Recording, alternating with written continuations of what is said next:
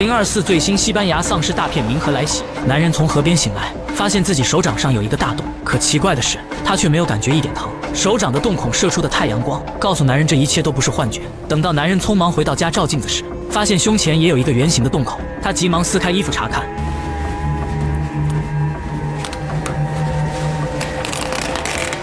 果然，胸口处也有一个漆黑的弹孔。意识到不妙的冥河急忙来到了医院，他向医生展示了自己手上的伤口。听着对方的描述，医生也是十分不解。这种诡异的事情他也是第一次遇见。可接下来的检查却让医生头皮发麻，因为仪器显示冥河没有心跳，换句话说，他已经是一个死人。冥河怀疑肯定是仪器出现了问题，他明明正好好的坐在这里和医生说话。医生想进一步对冥河进行检查，因为不论冥河是不是死了，他身上出现的伤口都值得研究。医生的举动也引起了冥河的反感，他可不想成为对方的小白鼠，于是他急忙扯掉仪器跑出了医院。回到家后，冥河脱光衣服，对着镜子开始检查自己的弹孔。他用镊子从洞口中取出了一枚子弹，这个过程中他也没有丝毫感觉到疼痛。包扎好伤口之后，冥河开始回想昨晚发生的事情。当时他正牵着狗狗在河边散步，走到一处大桥的时候，冥河发现黑暗处有2个人影在打斗。身为警察的他当然无法坐视不管。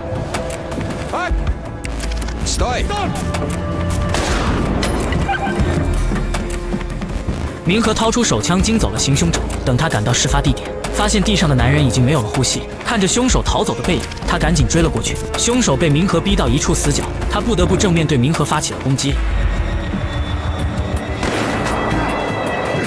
冥河躲过了对方的子弹，闪身躲在了柱子的后面。可谁知就在他小心准备绕后时，凶手却预判了他的想法。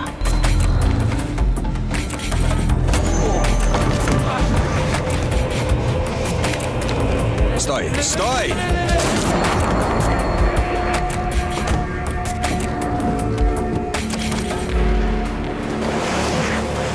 凶手将冥河扔下了大桥，这才有了刚开始发生的一幕。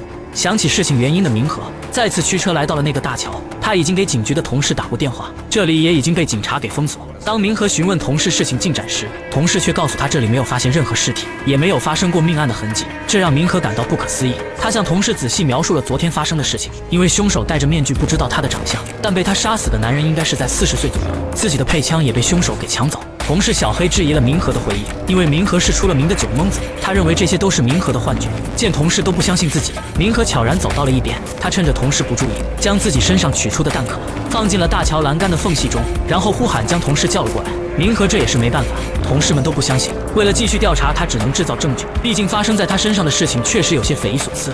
由于接受调查，冥河被放了几天假。回到家后，他只感觉饥饿无比。在妻子和女儿惊讶的目光中，冥河犹如饿死鬼投胎般似的对食物狼吞虎咽。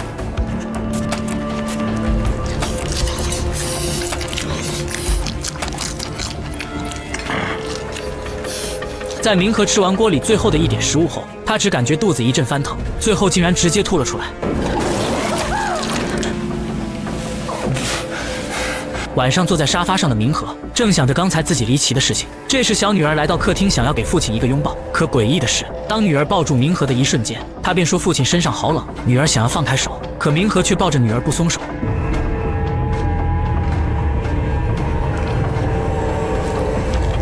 腹中传来的饥饿感让他丧失了理智，眼睛布满黑丝的冥河越抱越紧。好在怀中不断挣扎的女儿唤醒了他的理智。刚才一瞬间，冥河不记得自己要干什么。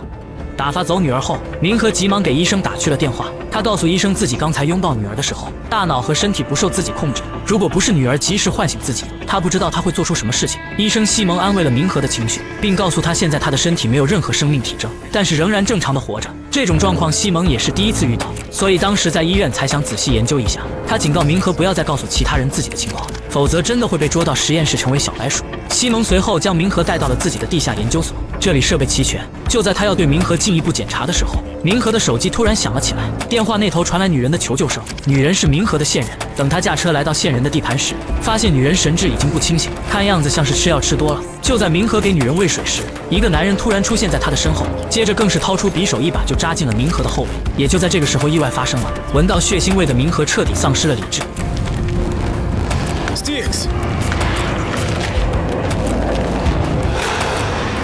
变成丧尸的冥河直接将男人按倒在墙上，接着更是一口咬掉了男人手臂上的一块肉。看着冥河贪婪着吃着自己的血肉，男人被吓得屁滚尿流的逃跑了。过了一会，恢复理智的冥河看着浑身的鲜血，已经忘记了刚才发生的事情。另一边逃跑的男人，他正在一处卫生间处理伤口，谁知他刚一出门就被老大抓住。由于男人的愚蠢，让老大的货物被查，老大愤怒地将男人杀害。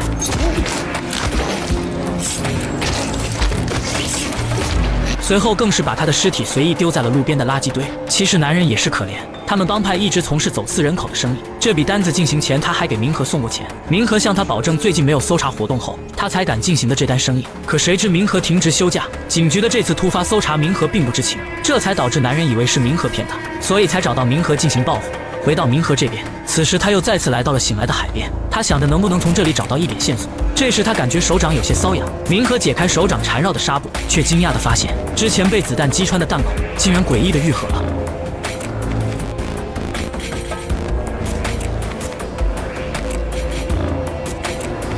明和还以为身体已经恢复了正常，脸上更是露出了久违的笑容。可他不知道的是，那个面具人此时来到一个熟睡的老人面前，确定老人已经熟睡后，面具人将一个摄像头放在了吊灯处。做完这些后，他便回到了车内。而当面具人摘下面具后，却让人惊呆了，他竟然是医生西蒙。